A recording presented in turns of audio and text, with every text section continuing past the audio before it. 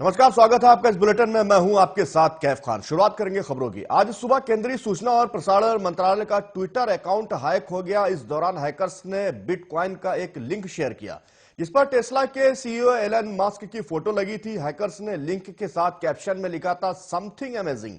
हालांकि अब मंत्रालय ने ट्वीट करके जानकारी दी है कि अकाउंट को फिर से ठीक कर दिया गया है। हैकर्स ने जो लिंक पोस्ट किया था उसके रिप्लाई में ग्रेट जॉब भी लिखा था। अब यह अकाउंट फिर से रिस्टोर कर दिया गया है। केंद्रीय सूचना और प्रसारण मंत्रालय के ट्विटर पर 1.4 मिलियन फॉलोअर्स हैं।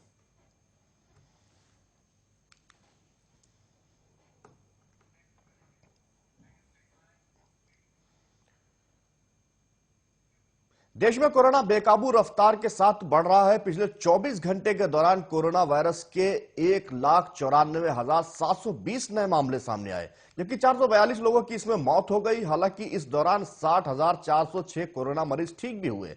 इसके बाद देश में कोरोना के कुल मामले बढ़कर 3,60,05,510 हो गए हैं, जबकि सक्रिय मरीजों की संख्या 9,55,319 हो गई।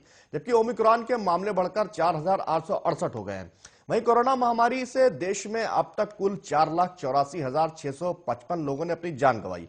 कोरोना के इस रफ्तार के बीच वैक्सीनेशन अभियान जोर शोर के साथ चल रहा है।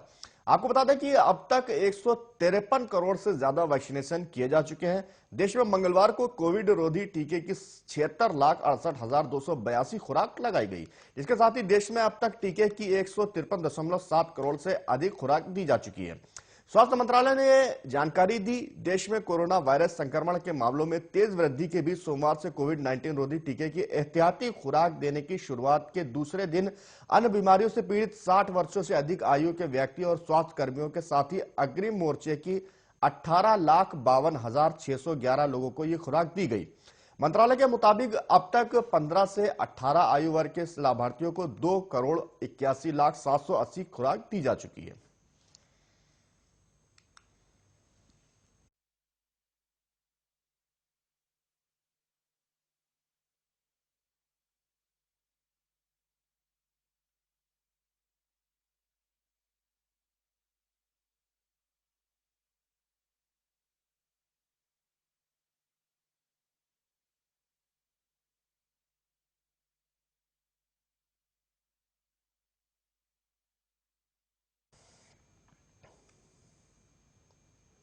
कर्नाटक के मंगलूर स्थित बाय कंपनी औद्योगिक क्षेत्र के एक फिश प्रोसेसिंग प्लांट में रासायनिक पदार्थ का रिसाव हो गया।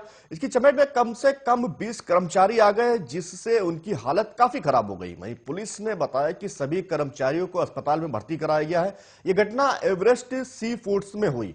बताया जा रहा है कि जिस समय रसायन का रिसाव हुआ करीब 80 कर्मचारी वहां मौजूद थे। 20 कर्मचारियों को सांस लेने में समस्या हुई, जिसके बाद उन्हें अस्पताल में भर्ती करा दिया गया है। पूर्णिया में स्वास्थ्य विभाग की एक लापरवाही का मामला सामने आया है, जहां एक महिला को बिना कोरोना जांच कराए ही कोविड जांच का मोबाइल पर मैसेज भेज दिया गया।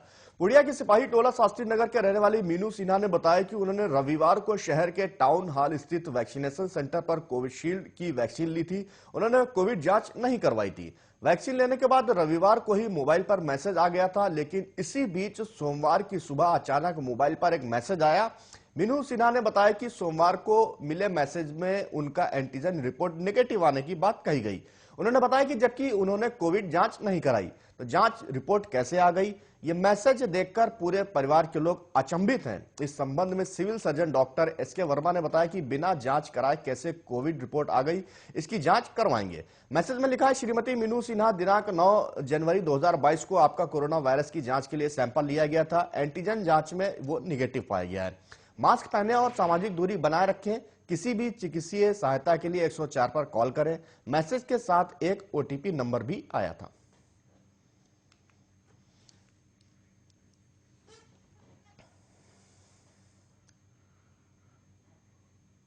अल्पसंख्यक समुदायों के खिलाफ कथित रूप से हिंसा भड़काने वाले उत्तराखंड के हरिद्वार धर्म सांसद के भाषणों की स्वतंत्रता जांच की मांग पर याचिका अदालत में आज बुधवार को सुनवाई होगी।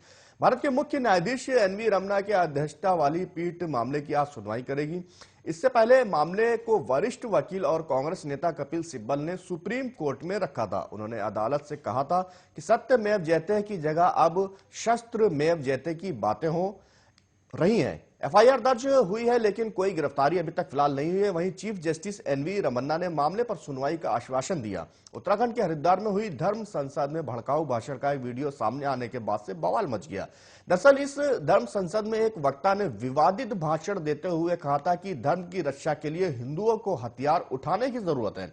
वक्ता ने कहा था कि किसी भी हालत में देश में मुस्लिम प्रधानमंत्री ना बने। वक्ता ने कहा था कि मुस्लिम आबादी बढ़ने पर रोक लगानी होगी।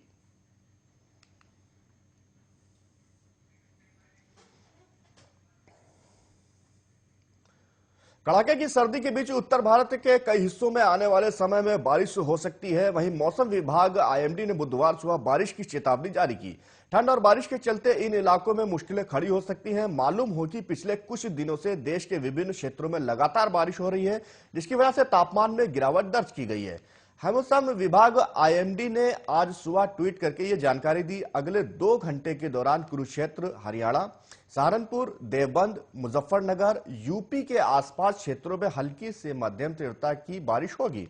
इससे पहले मौसम विभाग ने यूपी के मेरठ में भी बारिश की संभावना जताई थी। वहीं हरियाणा के करनाल, यूपी के शामली में भी बारिश होने की भविष्यवाणी मौसम विभाग की ओर से की गई है। उधर राजधानी दिल्ली की हवा बीते दिनों की तुलना में आज फिर से खराब हो गई।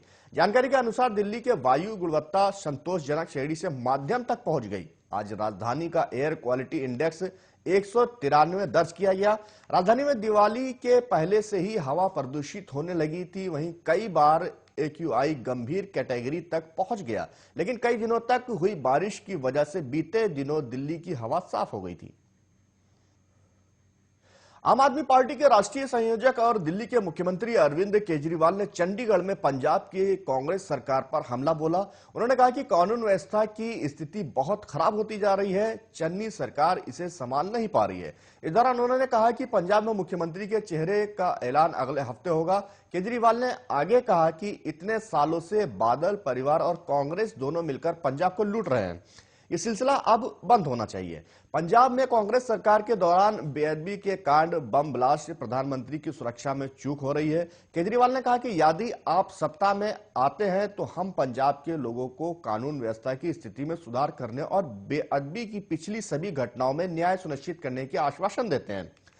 सभी की सुरक्षा सुनिश्चित की जाएगी, चाहे वो पीएम हो या कोई और।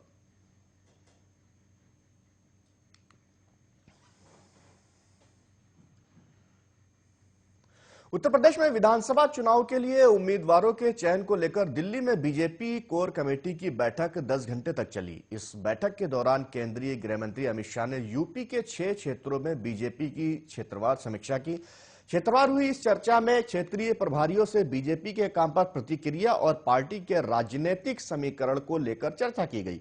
हालांकि इस बैठक के दौरान उम्मीदवारों के नाम पर तय नहीं हो सका। उम्मीदवारों के चयन के लिए बुधवार को सुबह 11 बजे फिर से बैठक होगी। दिल्ली में 10 घंटे तक चली बीजेपी कोर ग्रुप की बैठक में चुनावी रणनीति और 10 फरवरी को होने वाले पहले चरण के चुनाव के लिए संभावित उम्मीदवारों के नाम पर चर्चा हुई। इस बैठक में चुनावी रणनीति के अलावा आने वाले समय में चुनाव के प्रचार को लेकर भी चर्चा की गई। चुनाव आयोग द्वारा रैली, रोड शो और अन्य कार्यक्रमों पर बैन लगा दिए जाने के बाद अब बीजेपी आगे की रणनीति बना रही है। वहीं सूत्रों की माने तो अमित शाह ने बैठक के दौरान कुछ नेताओं के साथ अलग से भी बैठक की। शाह ने इस दौरान शीर्ष नेताओं से चुनाव की रणनीति और पार्टी के अंदरूनी मामलों की जानकारी दी। वहीं इस मीटिंग के दौरान पश्चिम उत्तर प्रदेश सहित पहले और दूसरे चरण के कुछ उम्मीदवारों के नाम पर भी चर्चा की गई। प्रसाद मौर्य और डिप्टी सीएम दिनेश शर्मा मौजूद रहे। बताया जाता है कि लखनऊ में सोमवार को बैठक के दौरान तय हुए 113 उम्मीदवारों के नाम की घोषणा गुरुवार को केंद्रीय शीर्ष नेतृत्व के द्वारा हो सकती है। वहीं आपको बता दें कि 14 जनवरी को यूपी में पहले चरण के चुनाव के लिए अधिसूचना जारी हो रही है। ऐसे में 15 जनवरी तक बीजेपी उम्मीदवारों की पहली लिस्ट जारी कर सकती है।